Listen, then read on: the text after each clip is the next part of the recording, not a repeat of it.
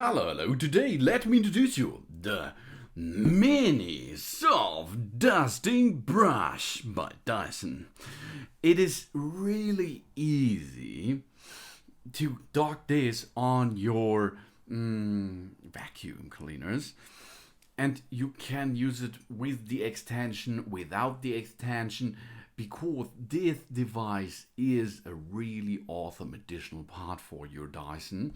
Here you can see it matches awesome, perfect for our Dyson V15 Detect. And this mini soft dusting brush is easy vacuum assisted dusting with soft nylon bristles to clean delicate surfaces and fabrics.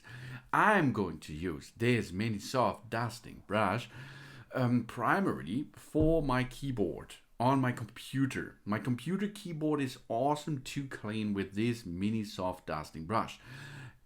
I can also use this mini soft dusting brush for cleaning a main board of my computer too. No problem with this because it's so soft and strong, because the vacuum cleaner is so strong, and the mini soft dusting brush is have a really good job on delicate surfaces and fabrics too.